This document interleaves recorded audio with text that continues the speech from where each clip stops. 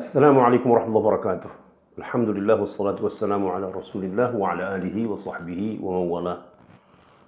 Di dalam salah satu hadis Nabi kita sallallahu alaihi wasallam menerangkan ada 3 perkara yang disukai Allah dan 3 perkara juga yang tidak disukai. Jadi ini menjadi menarik nih. Apa yang Allah sukai dari seseorang dan apa yang dia tidak sukai dari seseorang. Namun tidaklah berarti di luar yang 3 ini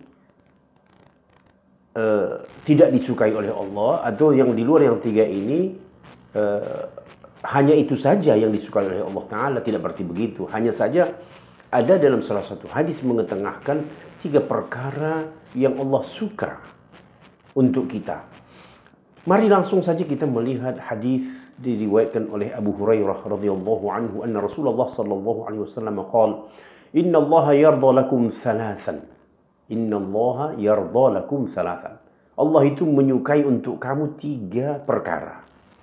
Wa yaskhatu lakum thalathan, dan membenci juga 3 perkara.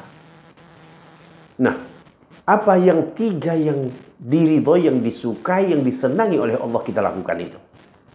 Yang pertama kata Rasulullah, yarda lakum an ta'buduhu wa la tusyriku bihi syai'ah. Allah itu ridha, Allah itu senang kalau kamu beribadah kepadanya dan tidak mensekutukannya dengan sesuatu apapun. 1. Yang kedua, wa an ta'tasimu bihablillahi jami'an wa la tafarraqu. Dan supaya kamu berpegang teguh kepada tali Allah. Tali Allah seluruhnya dan jangan berpecah belah. 2. Yang ketiga, wa antu nasihu man wallallahu amrakum. Agar kamu menyampaikan nasihat, menegur orang yang diamanahkan Allah sebagai pemimpin kamu. Jadi ada 3 nih. Kemudian poin berikutnya, apa yang dibenci oleh Allah. Wa yaskhatu lakum thalathan.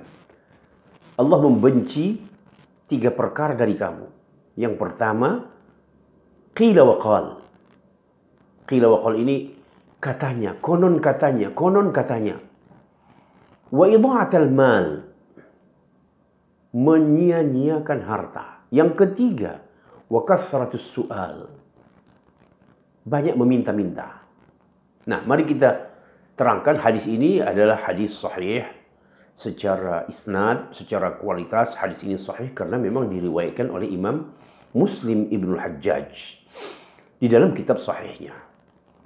3 perkara yang Allah suka untuk kita. Yang pertama tadi, Allah suka kalau kita beribadah kepadanya tidak mensekutukan dia dengan sesuatu apapun. Ini barangkali memang sudah biasa kita temukan di dalam kitab-kitab, bahkan dalam Al-Quran sendiri, dalam ungkapan-ungkapan hadis Nabi. Allah menyukai kamu beribadah kepadanya dan jangan kamu sekutukan dia. Ya, oleh karenanya banyaklah beribadah kepada Allah Subhanahu wa taala, melakukan pendekatan formal ataupun yang tidak formal. Pendekatan formal sudah barang tentu dalam bentuk ibadah-ibadah seperti salat, berpuasa, bersedekah, Jadi Allah suka itu, kita beribadah kepada Allah. Tetapi dengan syarat juga jangan kamu sekutukan dia. Karena ini yang 2 hal ini tidak bisa digabung ini. Tidak mungkin bersatu. Beribadah kepada Allah tetapi tetap mensekutukan Allah. Artinya apa? Menyembah atau mensejajarkan Allah dengan makhluknya. Mengambil tandingan-tandingan Allah Subhanahu wa taala. Ini yang pertama. Yang kedua, kata Rasulullah tadi, Allah suka untuk kamu apa? An ta'tasimu bihablillahi jami'an wa la tafarraqu. Kalau kamu berpegang teguh kepada tali Allah. Artinya di dalam Islam ini kita punya Al-Quran Karim. Jadi berpegang teguh kepada tali Allah, kepada Al-Quran Karim seluruhnya. Nah, ini merupakan himbauan kepada setiap muslim untuk berpegang teguh kepada tali Allah seluruhnya dan jangan berpecah belah. Pecah belah ini sesuatu yang tidak disukai oleh Allah Subhanahu wa taala, seperti kondisi di mana manusia suka konflik, berpecah belah, ego, mengutamakan pendapatnya sendiri, tidak mau berpegang kepada tuntunan. Sedangkan yang disuruh di sini supaya kamu itu berpegang teguh seluruhnya kepada tali Allah. Jadi kalau kita berpegang teguh kepada ajaran, maka insya Allah peluang untuk bersatu itu sangat tinggi. Namun apabila kita tidak berpegang teguh, wah sudah barang tentu yang berbicara adalah hawa nafsu. Menurut saya begini. Menurut saya begini. Menurut orang lain belum tentu begitu. Ya, biarin saja kita dalam pendapat masing-masing. Itulah yang namanya berpecah belah. Itu tidak disukai oleh Allah Ta'ala. Menurut saya begini, menurut Anda begini, orang ketiga, orang keempat. Jadi ada 10 orang, ada 10 orang pendapat. Ada 10 pendapat kita. Jadi ini namanya pecah belah. Yang disukai Allah itu apa? Kita berpegang teguh kepada Al-Quran Karim, kepada tali Allah Subhanahu wa Ta'ala secara bersama-sama. Jadi kalau ada kesamaan visi, berpegang kepada Al-Quran Karim, insya Allah akan menyatukan perbedaan-perbedaan yang mungkin terjadi. Jadi prinsipnya apa? Allah menyukai persatuan dan membenci perpecahan.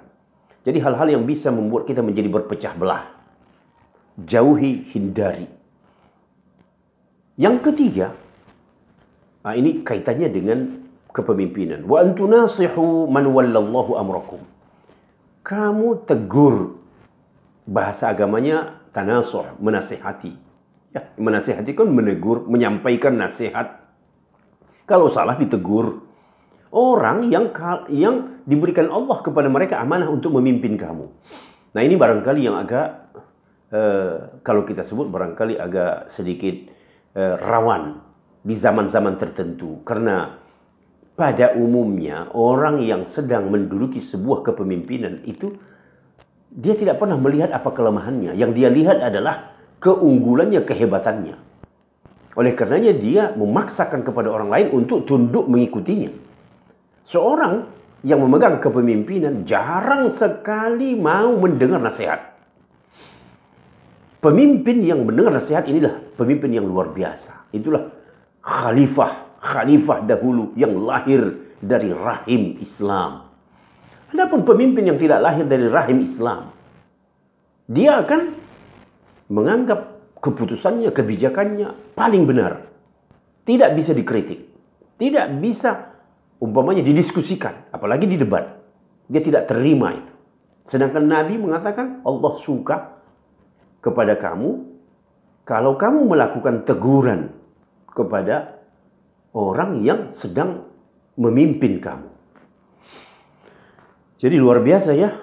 Jadi kalau kita lihat yang pertama ibadah, yang kedua persatuan, yang ketiga adanya tegur menegur. Karena apa? Faedahnya, manfaat dari menyampaikan nasihat atau teguran ini. Untuk menghindari kesalahan yang fatal.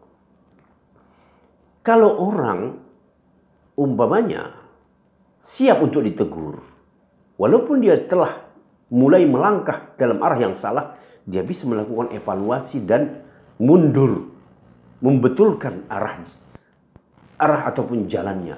Tetapi kalau tidak ada hubungan atau tidak ada kontak, masing-masing jalan sendiri dan tidak mau dinasehati, maka inilah yang bisa menjerumuskan suatu umat. Kemudian yang kedua, sisi lain, kalau tadi itu yang diridhoi oleh Allah, maka berikutnya yang Allah tidak suka. Sudah barang tentu ini membuat kita ya menjadi lebih berhati-hati. Jangan sampai kita melakukan hal yang Allah tidak sukai. Yang pertama, qala wa qila. Qila wa qala. Katanya begini, kata si fulan begini. Jadi digambarkan oleh ya sebahagian ulama, ini maksudnya kira-kira suka tajassus. Melakukan, mengintai orang lain. Apa kata si fulan? Apa kata si fulan? Ya? Ya. Jadi artinya apa? Melakukan tajassus, memata-matai, ya, menguping, mengintai. Ini sebuah perbuatan yang tidak disukai oleh Allah dari seorang hambanya. Nah, di zaman ini memata-matai ini sudah terstruktur, ya. Jadi kadang-kadang dari alat komunikasi itu sendiri sudah bisa diketahui, dilacak. Si fulan ngomong apa, si B ngomong apa, itu sudah bisa dilacak. Dan memang sudah direncanakan pengintaian, pelacakan itu. Ya. Dan itu tidak disukai oleh Allah Subhanahu wa Ta'ala. Allah tidak suka kepada perbuatan-perbuatan yang sifatnya mengintai, memata-matai orang lain. Yang kedua yang tidak disukai Allah itu apa? Tadi dikatakan Allah tidak suka juga idha'atul mal. Ya, bahasa kitanya idha'atul mal ini ya, hidup berlebih-lebihan, mubazir. Mentang-mentang punya kelebihan harta. Sehingga foya-foya, hidup foya-foya. Jam tangan saja harganya ratusan juta. Kacamata, ya, mobil miliaran rupiah. Emangnya kamu kalau tidak pakai mobil seperti itu tidak dihormati orang? Atau fasilitas kamu ataupun sarana kamu menjadi berkurang? Kalau tidak membeli barang-barang yang begitu mahal sekali, kan itu cenderungnya apa? Idha'atul mal. Padahal untuk sesuatu itu, barang dibeli itu adalah tergantung fungsinya. Jadi ada istilah orang membeli barang karena dua hal. Yang pertama, melihat fungsi dari barang itu. Yang kedua, karena gengsi. Kebanyakan orang zaman sekarang membeli barang itu karena gengsi, bukan karena fungsi. Ya kalau karena gengsi,